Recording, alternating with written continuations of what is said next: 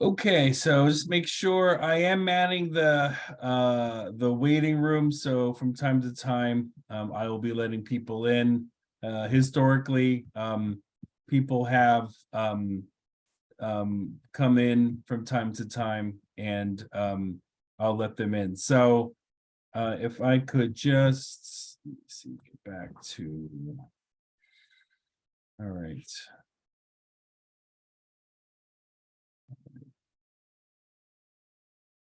All right, just 1 second, let me get back.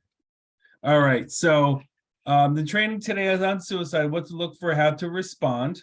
Again, my name is Ken Smith. We're recording the session today, and the agenda for the workshop today is that one, we're going to spend a few slides in a few minutes on understanding suicide, more of what the research says and what the professionals use to kind of describe suicide, so we get a better understanding of suicide.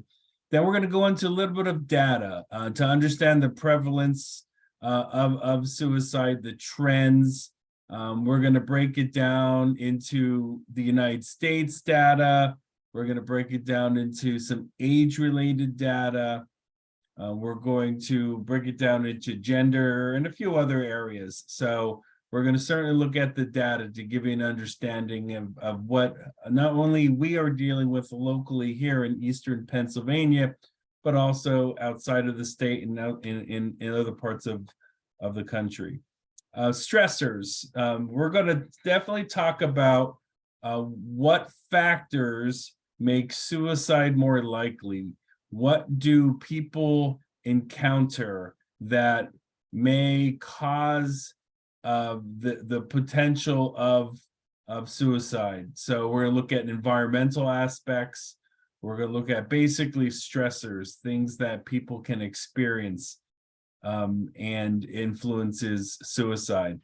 We're going to then go on to protective factors. What helps someone either what helps someone get through an episode where they have some what's called suicidal ideations, or some other factors that helping them get through a depressive episode, those types of things. And then behavior clues. So this is kind of what do we see and what should be a red flag for you if you see a family member, a friend, a loved one, a coworker, your son or daughter. What kind of behaviors should you be concerned with? Then we're going to take a little bit of a break. It's about 11-minute video, and it's a video from a TED Talk, and the person is named Kevin Brill. He is in this video. It's a little bit of an older video, but it's the video that kind of started his career as a mental health awareness person. So you may see other videos of him on YouTube where he does other types of talks. He also, I believe, is a comedian as a trade, but this is his original TED Talk. I like the video because it's a nice short video, but it really kind of brings home the point of suicide and what goes through a person's mind when they're dealing with that. And then discussion. So the purposes of discussion for this topic or for this training is, how can you now have a discussion with a loved one about your concerns related to suicide? So we talk about how do you have that discussion, what to say, what not to say, what do you do after you start talking about suicide, and then the response. Now that the person may be in a position to want help, how do you respond? What kind of response would you have to help that person? And then we finish with some resources. So that's the training, that's the agenda for today. So we'll start out with the next slide. So the next slide is understanding suicide. So it's important to understand that people who are contemplating suicide often describe their situation, as you can see on the slide, as a type of pain, a pain that's always existing, a pain that doesn't go away, a pain that you can't get away from. So if you can imagine yourself dealing with, let's say, something we all can relate to, a headache, things that you would do to get rid of your headache. You're going to put yourself in a dark room. You're going to maybe put a hot or cold compress on your head. You're going to look for medication. You're going to ask everyone to be quiet. You're not going to maybe do a lot of physical activity, because any little movement you make, your headache's always there. So suicide is a little bit like that, in the sense that people describe it as a pain that's always there, something you can't get away from, and they're just looking for relief. And that's the part that's always the concern, the relief part. So individuals thinking about suicide, there's a thought that they keep that to themselves, that they're not going to tell people that they're thinking about suicide. But if you can imagine the example I gave with a headache, you're dealing with a headache every minute of the day. So if someone says, hey, what's wrong with you? What are you going to say? You're going to say, I have a headache. I have a terrible headache. I don't know what to do. So suicide and suicidal ideations kind of works the same way. If a person is constantly dealing with thoughts of suicide, can't get away from the pain of suicide, they're more likely, if asked the question in the right way, they're more likely to come forth with information about their thoughts related to suicide. And to help you ask that question and when to ask that question, it's very important that you know all the factors, the environmental cues, the things to look for, background of people, things that people can be going through. So understanding suicide as a type of pain that's uncontrollable, with an inability to get away from that pain, you're looking for relief. And because it's always with you, if somebody were to ask you a question about suicide in the right way, there's a good chance that you would be forthcoming with information. And again, we're going to talk about the risk factors next. So moving on, suicide is often referred to as the most preventable form of death. So what this basically means is that if you understand the risk factors, you understand the person, you understand what to look for, and you understand how to ask the question, then that's a good plan to help someone work through their thoughts related to suicide. Some people see or describe suicide as a journey that starts with ideas and ends with an act. So it's that process that we talked about on the first slide. People thinking about suicide see it as a solution. We talked about that. And then the last bullet point, and we're not going to get too much into what could also exist with suicide, which is often depression and some other mental health diagnoses, but just know that suicide is often associated with an individual that may have some other diagnosable mental health disorder. So there is what's called a high comorbidity of a diagnosis of some sort, and as a result, suicide. It doesn't necessarily mean all of the situations have a mental health diagnosis, but a large portion. So if we get into the suicide, so we talked a little bit about understanding suicide and what the professionals describe it as, and more importantly, people that have gone through suicidal ideations and actions, what they describe suicide as. So now we're moving into the data. So this is 2020. Now I want to describe just a concern regarding the data, because if you, all of us recall what happened in 2020. In 2020, the pandemic hit, the shutdown occurred, and there was something that was unprecedented in our history occurring. So there was a lot of isolation. There was a lot of people not having access to their social supports. So the data that I'm showing is really up to 2020. And then we'll have a little bit of a discussion of what the data looks like, like a preliminary data, what it looks like from 21, 22, and now into 23. So for the data from the CDC in 2020, you can see the number of people that died by suicide, The important thing on the left side of my slide, it equates to about 1 death every 11 minutes. And then you get to see the rates of suicide with adults. And we're going to get into some age ranges, like I said before, with our agenda, but that just gives you kind of initial understanding of the prevalence rate of suicide. So moving on, other direction. So here are some additional ways of looking at the data related to the CDC statistics from 2020. So for every suicide death, there are 4 hospitalizations for suicide attempt. There are 8 ER visits related to some sort of suicide concern. There are 27 self-reported attempts at suicide and 270 people who were seriously considering suicide. So you can see that there is a lot going on beyond the individual that is either contemplating suicide or died by suicide, and all these other factors like hospitalizations, ER visits, reports of suicide. So it's a large problem, and related to most recently, and we talked just a few seconds ago about the changes since 2020, and since we've come back out of the pandemic. You probably have heard on the news and read in the papers about the increase in mental health services.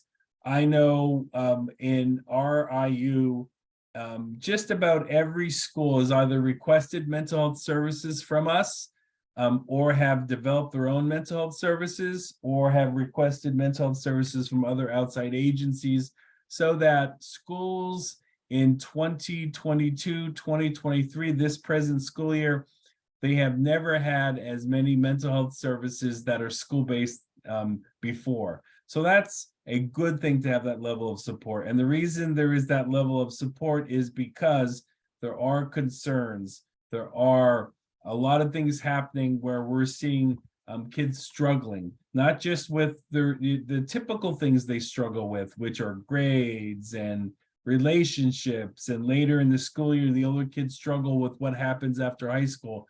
But it's the other things, the social supports that are gone, the other variables that happen in their lives as a result of the stresses from the pandemic. So it's a big problem and something that the schools are building supports for to address. So this next slide, this kind of gives you some of the suicide data as it relates to states. And I like to look at it from this perspective, and I like to kind of point out some of the reasons why certain states have high amounts, high rates and low rates. So if you look at this 2020 data graph of the United States, you'll see that Pennsylvania is in the lowest category. And next to Pennsylvania is New York, Delaware, all those states in that Northeast region. Now, the other place that has a similar rate to Pennsylvania is Illinois and California. So you're asking yourself, why are those areas so low or lower compared to other areas?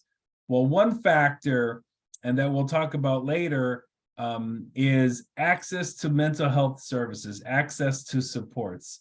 The Northeast region has a high concentration of people per capita, and as a result, they have a greater access to mental health supports. You look at all the urban areas that are just in that area, New York City, Philadelphia, Pittsburgh, all those high urban areas in that Northeast. Same thing in California, high population, Illinois, Chicago, access to mental health services. So that's a key factor that I think helps keep some of those rates lower. If you look at some of the high categories, you look right in the middle of the United States in that Midwest area. So what's that characteristic of? A low population. Montana has one of the lowest populations of any state in the United States. And with that low per capita, you also have less access to mental health services, less people, less need less available. So people have to go greater distances to get mental health supports in those areas, which is a factor that we'll talk about later. Alaska. Alaska is similar to Hawaii in that it's very disconnected from the United States, the main area United States. And why has Hawaii less and Alaska more? So the other factor that comes into play, especially in Alaska, is I think seasonal aspects. Alaska has a lot of long and short days, very odd scenarios to deal with as far as the schedule goes. And there are definitely remote parts of Alaska, like Montana, where you have maybe a monthly, person flying in that provides support. So again, you have low population, less access, more remote, all those factors. So that just helps you understand kind of some of the things we'll talk about later as far as risk factors and supportive factors as it relates to suicide. Again, let's break it down into some ethnic groups. And then the 2020 CDC data, highest rate is in non-Hispanic American, Indian, and Alaska Native. Another aspect to consider when we're talking about suicide is cultural. So there are cultures within families, cultures within groups of people, and in some cultures, asking for help, identifying that there is an issue to deal with, is not something that is well supported. It's frowned upon. It may be looked upon as something you have to deal with or the family deals with, and how the family deals with it is how they deal with it. It's not necessarily access to services, although that may come into play, especially with the example I gave with some people from Alaska, but there's also cultural components to it. And then you can see some of the other rates according to ethnic groups, and we'll go into some ages and other aspects as we move on. So that's the breakdown according to racial ethnic groups.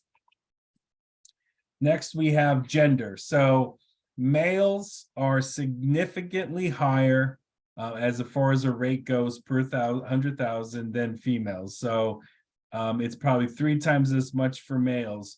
However, we'll later in a future slide kind of break it down by ages. And the ages, especially in females, the ages tend to, in certain ages, the rates seem to spike. And then in other ages, they don't. But as a general rule, males are more prone to suicide than females, 4 times higher. So the bottom little bullet point is important to note that males make up 49% of the population, but 80% of the suicides. So that's an alarming stat, and we'll go into that a little bit more when we go into ages. So speaking of ages, here is the graph I wanted to talk to you about regarding the breakdown of ages. So 85 and older, significant a significant rate of suicide. Think characteristics that go into that is isolation, loss of family members, losing of skill, cognitive skills, physical skills. There is that concept of fearing of being a burden on family members. All those factors come into play with those top 2 older categories. And then the other one that is something we'll talk about is another group and a breakdown is middle-aged males. So we're looking at that 35 to 44 and 45 to 54. There is a significant increase in suicide rate for males in that middle-aged category. And then the other category is in females in that like 15 to 34 combination, which you don't necessarily see in this graph. But that's where the other spike in rate is, which is females in that teens and early adult range, males in the middle age range, and elderly, both male and female in those top two categories. So now we're going to get into teens, and I don't have any graphs, but I did find some good bullet points that kind of presents the information clearly. So for deaths of teens and young adults, that group that I mentioned, suicide is the second leading cause in 2022. So that is actually more recent data, 2022. Just as a side note, if you were to look at the rate of suicide from, let's say, 2015 up until 2020 or 2018, it was definitely trending up, and it kind of plateaued and went flat, and then the pandemic hit, and then the rate went up again. So it's an interesting aspect that it was kind of plateauing just before the pandemic, and then the pandemic kind of triggered the issues we're dealing with today. But getting back to teens, second leading cause, the leading cause of death that for that age group is kind of accidental injury kind of scenarios that they described, car accidents, other types of things. Suicide, second leading cause of death in that 10 to 34 category. You can see the other percentages, and the other third bullet point is almost 19% of high school students reported having seriously considered suicide in the past year. That's almost 1 in 5. So that's a concern. The percentage is highest amongst females. I mentioned to you before, females. And then later we'll get into some of the other factors to consider. So things like being in a certain minority class, or dealing with issues of sexual identity, those types of things, all are factors that go into potentially having suicidal concerns. All right, so we move on. So when we talk about stressors, these are things that a person can be going through. And if the person has multiple stressors, then that increases their chances of potentially having to deal with some suicidal ideations or thoughts that could lead to actions. So it's important to know some of these risk factors. When I do a training with teachers, I usually describe a scenario where one teacher may have two concerns regarding a student, another teacher may have two different concerns, and another teacher may have yet two additional different concerns. And it's important that the teachers talk to one another, because each individual teacher may not feel concerned enough to have a discussion about suicide with that student. But when they all get together and they all have different concerns, then there's that aha moment that, hey, this is a serious concern and we should have a discussion. So knowing the risk factors is important. So for example, individual risk factors can include if there was any previous attempts, if there is any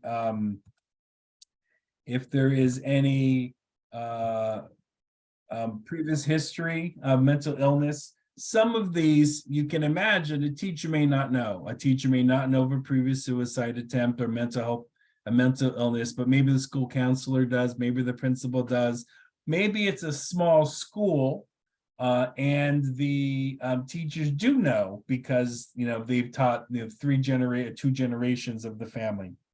As a parent, you would know if there's any previous attempts, and you would also know if there's any history of depression or mental illness. So that's important to know from an individual risk factor standpoint. And just make sure there's no additional people in the waiting room. Okay, so we'll move on. So other individual risk factors is that if a person is also dealing with criminal issues, legal issues, job issues, problems, losing a job.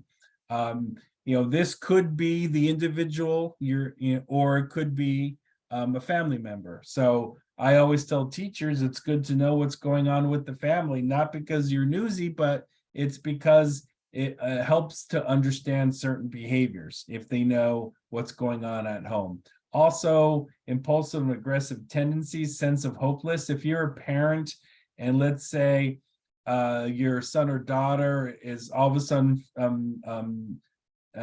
acting kind of with a sense of hopelessness, kind of blah, no plans for the future, kind of acting really odd, and let's say they're overly aggressive with the responses to you, and that some other factors are going on. So all these things kind of add up to move towards asking the question about suicide that we'll talk about later.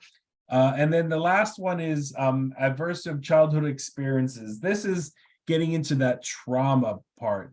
If your son or daughter has experienced trauma in some way, if you're a professional and your student or the child you work with has experienced trauma, it's important to know because those are risk factors and stressors. Continuing, next we have relationship factors. So the individual factors, now we're moving on to relationship factors. So these are things like loss of a relationship. Our high school or secondary school counselors, this time of the year, they're moving into really difficult times because you have just the stresses of grades, but then you have the stresses of what am I going to do after school? For some it's college, for some it's a job. Then you have relationships that are potentially ending as a result of that. So there's a lot of drama, a lot of stress going on in secondary school in that second half of the school year. We're about maybe a month of really entering into those types of concerns. Things like family and loved ones, history of suicide, bullying, self-isolation, the isolation I mentioned earlier about what all of us seem to kind of experience in the pandemic. So again, relationship risk factors, individual risk factors, they all come into play.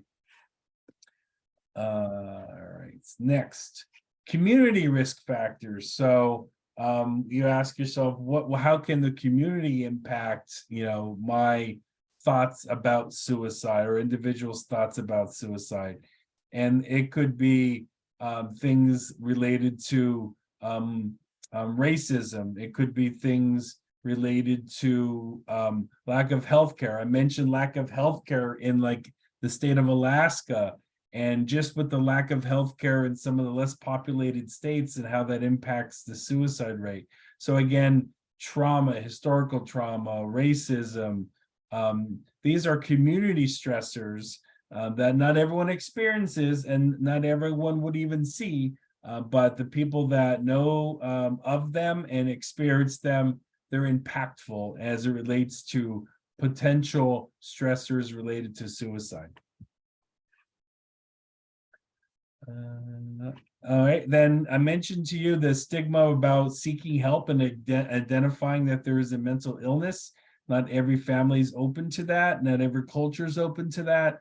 It becomes, and if they are open to it, they may handle it internally, and it may not be the best strategy. So that comes into play.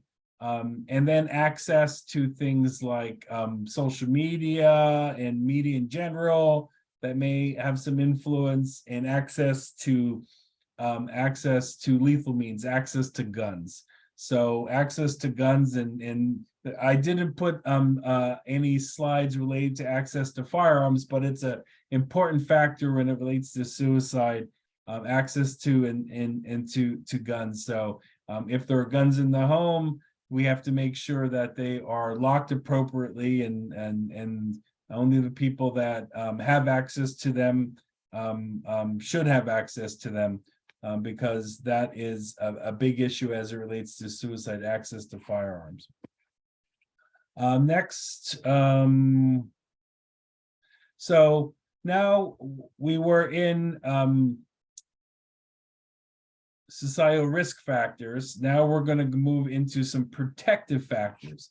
So where the risk factors are important for us to know, so that we know that if someone's acting different and we have some other risk factors, then we know we're in our heads, we're building up a case for someone to ask the question about suicide. But it's also important to know what protective factors help someone get through depression, get through some suicidal thoughts. So having effective problem-solving skills and coping skills, having hope or reasons to live, for example, fans, family, pets, those types of things. A strong sense of cultural identity. So these are protective factors. Now, the absence of these factors now becomes a risk factor, but from the purposes of this slide, it's important to know these are some protective factors to consider. Relationship protective factors, healthy relationships with partners, friends, and family, feeling connected. I know families that move from a very connected urban area to a more remote rural area. They tend to have a difficult time adjusting to the isolation, not having somebody just outside the door that they can talk to, having to really go great distances to meet your basic needs. So there is adjustments from going into a highly connected area to a more remote area. So feeling connected with others is important. Community protective factors, feeling connected with schools and institutions. I know the theme, and has been for years, to build a big school complex. It makes sense financially. In some of our schools that we service, there's still the occasional neighborhood school.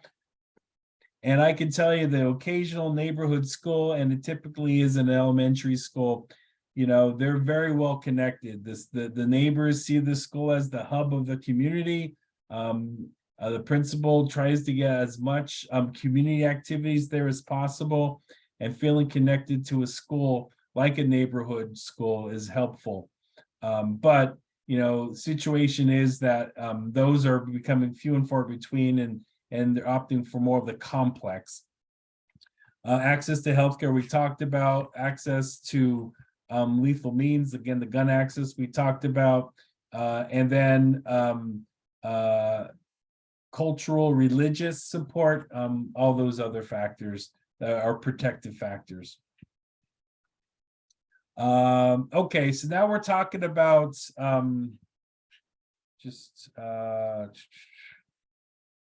protective factors. Okay, so next we have cues or clues. So these are things that you want to look for. If you know that the individual you're concerned about doesn't have a lot of those protective factors, has a lot of those risk factors, now these are the clues that kind of get you thinking in this area. So the one that I list first is the obvious one, is making suicidal comments. If someone's making suicidal comments, take them seriously. We never want to take suicidal comments lightly. Some other clues are like being fired. And we talked a little bit about that, being expelled from school, those types of things. Major relationships, terminal illness, sudden unexpected punishment, things like, you know, this could be legal or school related. Some other clues are things related to drug and alcohol use, a relapse, agitation, aggression, irritability. I mentioned before, if your son or daughter all of a sudden is talking back to you more aggressively, and that's not common, you know, that could be one sign, one thing to think about related to suicide. Financial security, that is also financial security of the family. If there was a change, a teacher, a counselor, a therapist, you know, I had a situation once of a student that I was called to assist with the school that was dealing with a student that had passed away from a medical situation, but it was a well-documented medical situation. And I had a student that was, didn't really know the student, didn't spend time, But the students saw the other student, in the halls a lot, and she was very upset because she always felt that when she was having a bad day, she would see the other student in the hall, and that she would get support and strength from that student who had the medical condition. And unbeknownst to everyone, that this person was very influential in this student's life. So you never know where the triggers come from. And we talked about being a burden to others, as it relates to the older group that we talked about in a previous slide. Other signs, so take all signs seriously. I mentioned that. And asking the question, are you thinking about killing yourself, does not increase the chances of someone thinking about or completing suicide. And again, I started out with a statement about that, is that asking the question does not put any thoughts in someone's head. The thoughts are already there. Asking the question can only allow that person an opportunity to present that information, to have a discussion. And that's kind of what you want. You want that discussion. So a couple final kind of stats and things about suicide. 20% of us, meaning of us on this training today, will have a suicide within our immediate family. You can define what the immediate family is. 60% of us will know someone who died by suicide. It affects everyone, races, creeds, income levels, educational levels, and there's no typical victim. So that's important to know. It kind of cuts across all of us. So the next thing I'm going to do is, this is an 11-minute video, and looking at my time, and I'm going to play it, and because I think it's a good video to watch. I may stop it a little early so I get through the rest of my slides, but I want to kind of give you the understanding of Kevin Bray, what he went through. It really helps to kind of bring home the point of the couple of those first slides related to. Everybody has something. Let's time it out because there's deep storms overnight. The early morning hours the city to Tulsa, Columbia, could even see isolated tornadoes there. But then the snow part of it runs up over Wyoming. Interstate 90 could be in. For a long time in my life, I felt like I've been living with others. There's the life that everyone sees, and then there's a life that only I see. And in the life that everyone sees, who I am is a friend, a son, a brother, stand-up comedian, and a teenager. That's the life everyone sees. If you were asked my friends and family to describe me, that's what they would tell you. And that's a huge part of me. That is who I am. If you're asked me to describe myself, I'd probably say some of those same things. And I wouldn't be lying. I wouldn't totally be telling you the truth either. Because the truth is, that's just the life everyone else sees. And the life that only I see, who I am, who I really am, is someone who struggles intensely with depression. I have for the last 6 years of my life, and I continue to every day. Now, for someone who has never experienced depression or doesn't really know what that means, that might surprise them to hear, because there's a pretty popular misconception that depression is just being sad when something in your life goes wrong. When you break up with your girlfriend, when you lose a loved one, when you don't get the job you wanted. But that's sadness. That's a natural thing. That's a natural human emotion. Real depression isn't being sad when something in your life goes wrong. Real depression is being sad when everything in your life is going right. That's real depression, and that's what I suffer from. And to be totally honest, that's hard for me to stand up here and say. It's hard for me to talk about. And it seems to be hard for everyone to talk about it, so much so that no one's talking about it. And no one's talking about depression, but we need to be, because right now it's a massive problem. It's a massive problem.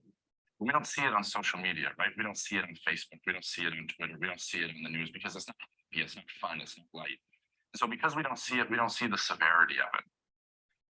But the severity of it, the seriousness of it is this. Every 30 seconds, somewhere, someone in the world takes their own life. because of depression. It might be 2 blocks away, it might be 2 countries away, it might be 2 continents away, but it's happening every single day. And we have a tendency as a society to look at that and go, so what? So what?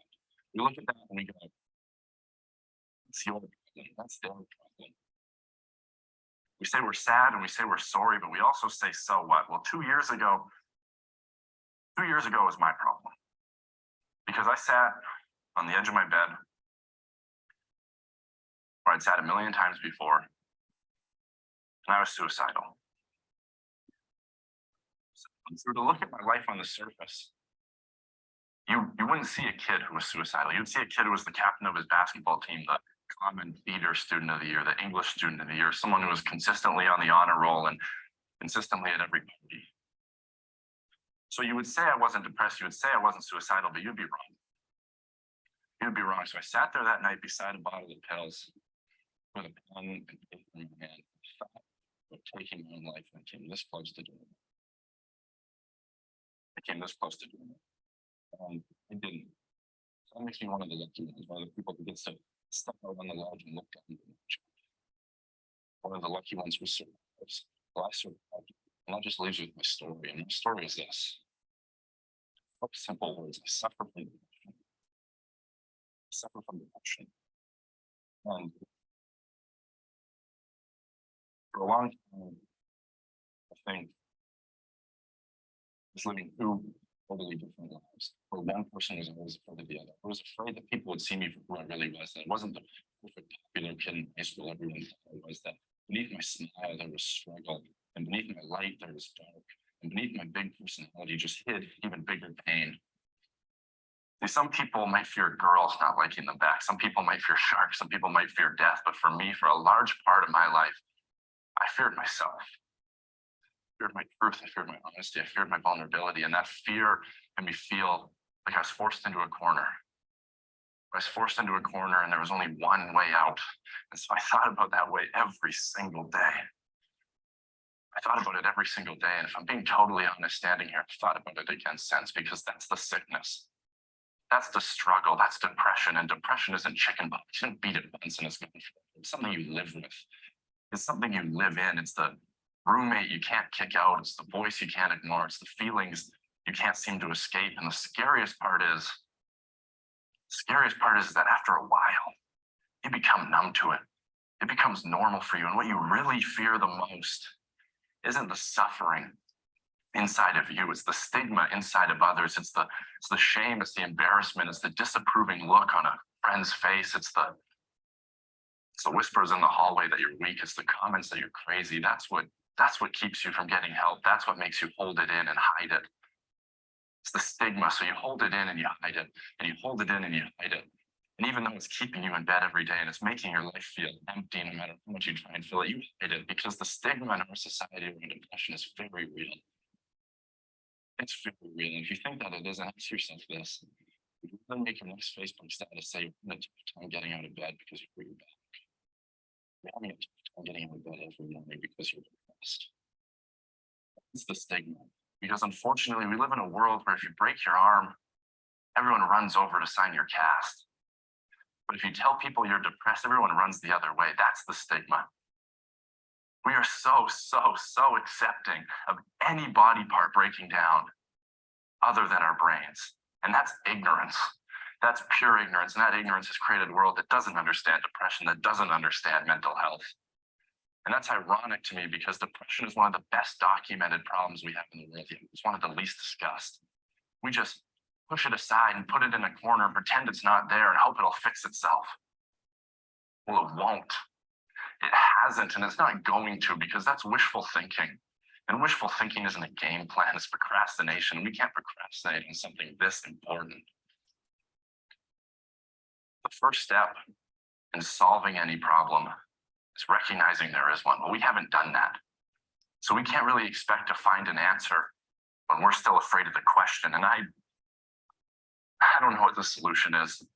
I wish I did, but I don't. But I think it has to start here.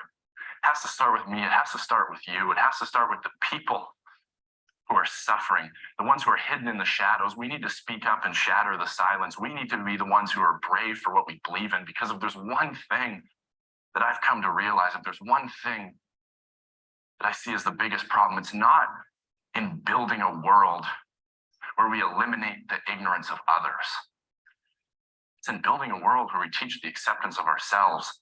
We're okay with who we are, because when we get honest, we see that we all struggle and we all suffer, whether it's with this, whether it's with something else. We all know what it is to hurt.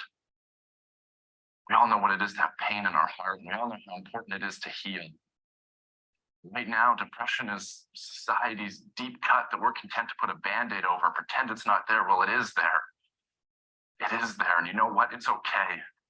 Depression is okay. If you're going through it, know that you're okay. Know that you're sick. You're not weak. And it's an issue, not an identity, because when you get past the fear and the ridicule and the judgment and the stigma of others, you can see depression for what it really is. And that's just a part of life. Just a part of life. And as much as I hate some of the places, some of the parts of my life depression has dragged me down to, in a lot of ways, I'm grateful for it. Because yeah, it's put me in the valleys, but only to show me there's peaks. And yeah, it's dragged me through the dark, but only to remind me there is light. Pain, more than anything in 19 years on this planet, has given me perspective. And my hurt's forced me to have hope. And hope and to have faith in myself, faith in others, faith that it can get better, that we can change this, that we can speak up and speak out and fight back against ignorance, fight back against intolerance. And more than anything, learn to love ourselves. Learn to accept ourselves for who we are, the people we are, not the people the world wants us to be. Because the world I believe in is one where embracing your light doesn't mean ignoring your dark. The world I believe in is one where we're measured by our ability to overcome adversities, not avoid them. The world I believe in is one where I can look someone in the eye and say, I'm going through hell. And they can look back at me and go, me too, and that's okay. And it's okay, because depression is okay. We're people. We're people, and we struggle and we suffer and we bleed and we cry. And if you think that true strength means never showing any weakness, then I'm here to tell you, you're wrong. You're wrong, because it's the opposite. We're people, and we have problems. We're not perfect, and that's okay. So we need to stop the ignorance, stop the intolerance, stop the stigma, and stop the silence. We need to take away the taboos. Take a look at the truth and start talking. Because the only way we're going to beat a problem that people are battling alone is standing strong together. Standing strong together. I believe that we can. That we can. Thank you guys so much.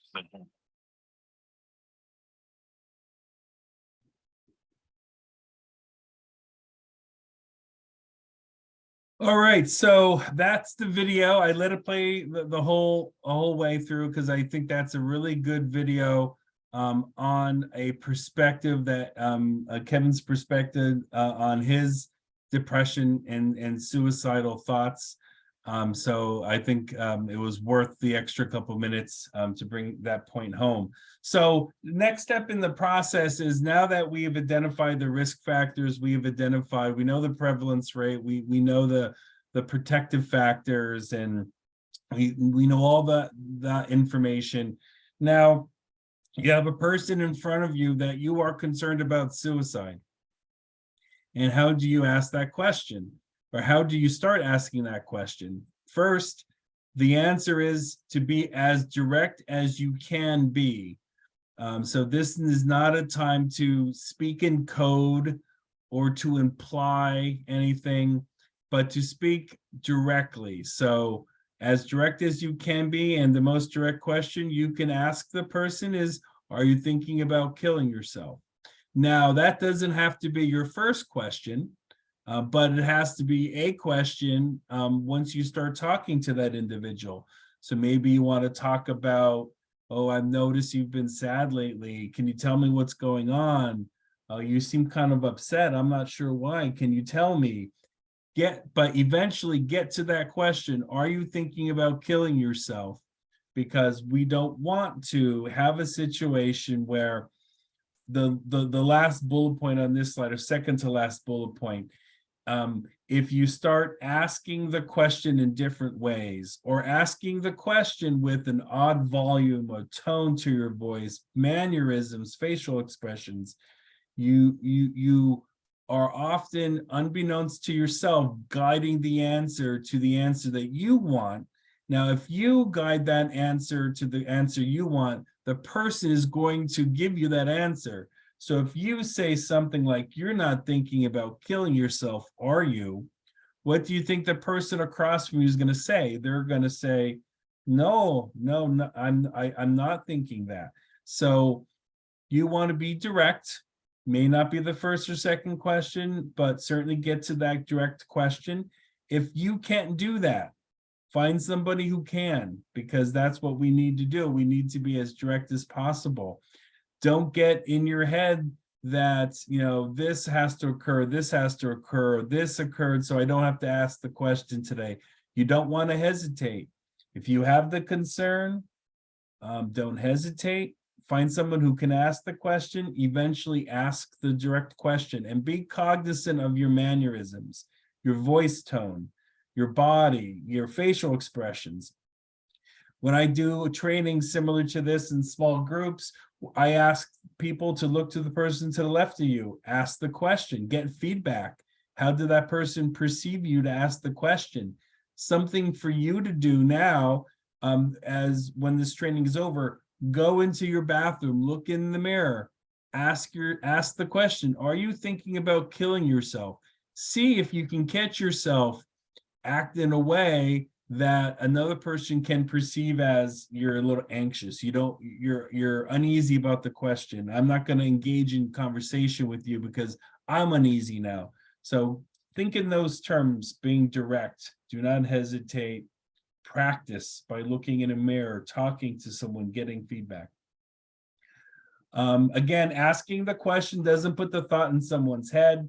If you remember the headache example I gave before, you're going to tell somebody who asks you what's going on, you're going to say, "I have a headache." And same thing will happen if someone's dealing with suicidal thoughts. They're going to, if asked the right way, they're going to provide some information. Remember to ask the question in a private setting. When I do this training with teachers, I tell the teachers, don't ask in the hallway between classes. It's not private. You're not going to get an answer. It's allowed. It's not a good location. Have resources available. If somebody is going to answer the question, have a discussion, you don't want to say, "Well, I'll get back to you later with some information." Have some information available. So those are some good important concepts. Be direct, do not hesitate, be cognizant of your mannerisms, your voice, your tone, be in a private setting. Make sure you have the time available to listen, have some resources there. And the resources, my last slide has resources. We'll talk about that. Remember, asking for help is taboo in some cultures. So for some people, it's going to be extra difficult to talk about it, because they don't have any examples or anything to pull from in their history that says what I'm about to say is a good thing. So you have to work with people like that to make sure they have the ability and feel comfortable to talk to you. Refrain from judging. Don't use things like selfish and lazy. Those are judgments. Those are not ways in which you describe somebody. If you think back to the Kevin Brill video you saw a couple seconds ago, I don't think anyone would, knowing what he said and how he characterized his thoughts and feelings, anybody would call him selfish or lazy. So remember to do not engage in those judgment types of things. Now, active listening is important. Remember, have the time to talk if you're going to ask the question.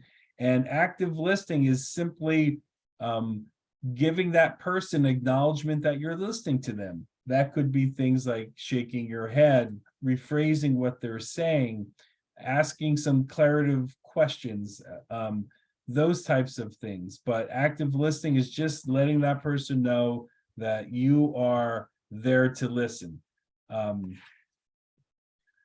All right, so now, we know what to look for. We know what to kind of understand about a person. We know what to say to a person. We know how to say it. And now we're worried about the response. So the response being the response to get support, the response to the suicidal thoughts and actions.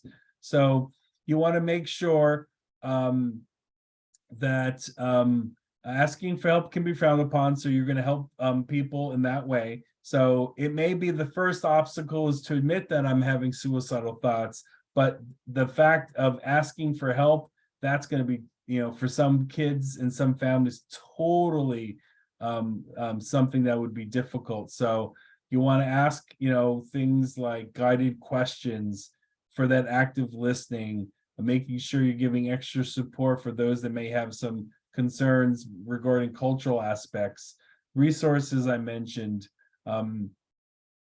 asking that person, can I help you find the support that you need? So this is kind of like that response. We're connecting a person now with a level of support, the professionals, so to speak, that will take it to the next step. Be persistent. Sometimes there's some reluctance, especially if they're picking up on some distress on your end from asking the questions. Don't allow people to like minimize or rationalize, saying things like, I'm fine, I didn't mean it. I know one of the areas in talking with students is social media. It's one thing to be in school and a friend come up to you and say something and you seek out teacher support. But what if it's a midnight posting on social media? How do you respond to that? My answer is you would respond to it the same way you would if the person's in front of you. You're going to reach out to that person. You're going to try to connect to that person. That person doesn't connect with you. You're going to reach out to somebody that's in that person's local area. That if it's a friend, their parent, or their brother, their sister. Worst case scenario, if you can't get in touch with somebody that posted a concerning posting on social media, then there's always 911, and there's that response in extreme situations. But it is a challenge because you're being exposed to more information at times that typically we didn't have to worry about this. And keep in mind, your response is going to be the best response for the time. You may not be able to get everything you want done, but it's going to be the best possible response that you can make. Some myths and facts, and I'll go through these quickly. I know I'm about a minute over. So things that we've talked about. So if the myth is no one can stop a suicide if it's inevitable, the fact is, yes, you can. We've been talking about that, asking direct questions. We can stop suicide. It's not inevitable. There are actions we can take to support an individual. Only experts can prevent suicide. This training is one that says anyone can help. Asking the questions, being aware of the stressors. Those are important aspects to help prevent suicide, and that's at any level, anybody. Suicidal people keep their plans to themselves. The first thing I said is that if asked the right way, in a very direct way, a person's going to be forthcoming with information pertaining to suicidal ideations. Those who talk about suicide don't do it. That's not true. People talk about suicide, can act upon suicide. So the fact that they talk about it or don't talk about it isn't indicative of what's going to happen. Lastly, we have suicide resources. So this is a list of phone resources. So again, this training is being videoed, recorded, and will be posted. If anybody wants a copy of the slides, I can certainly send copies of the slides. My email will be at the last slide. I'm also the person that coordinated the training. So if you go on the original flyer, you'll see. But Suicide Prevention Hotline, the National Helpline, the National Suicide Crisis Lifeline. It's a text. There's a lot of texting options now, as you can see. Some additional phones, Safe to Say, Carbon Monroe Pike services, Northampton County Crisis for the 2 areas that we service. Some online services, the Trevor Project, reachout.com, the American Foundation of Suicidal Prevention, QPR. QPR is an institute that does 1 hour trainings, hour and a half trainings. I used to be a QPR trainer. I'm still probably going to get back into doing QPR trainings. A lot of schools do QPR training, so that's a lot of information there if you're interested. My contact information, again, Ken Smith, there's my office number, direct line, and my email. Again, the same email that's part of the parent and caregiver workshops. And then the last one is just a reminder, there's 3 more workshops going on the 21st of March, 18th of April, 16th of May. Those are the topics. All sessions continue to be Zoom from 6 to 7. And then the flyer is located on our main website under families and under upcoming events. So with that being said, that's my last slide. I'm going to stop sharing. And I'm going to then just open it up to anyone who has any questions they would like to ask me. Or you can always, if you think of the question later, email me or give me a call at my office. But I'll open it up to anyone who has any questions about the topic I presented on today.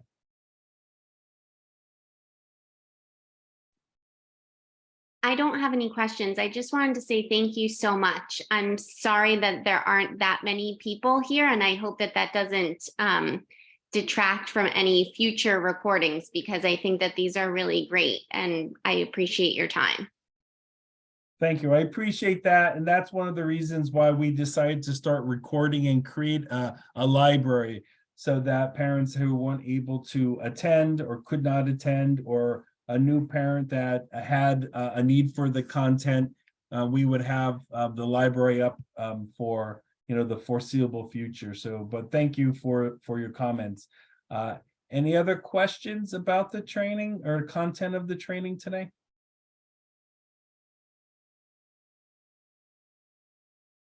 All right, then. Well, again, thank you everybody for participating. Again, you have my email, my phone number if you want to ask any questions. This video most likely will be posted on the website by this afternoon. So if you have another family that missed it or may benefit from the content, please direct them to our website so they can watch the training. Otherwise, thank you for attending and have a good rest of your night. Thank you.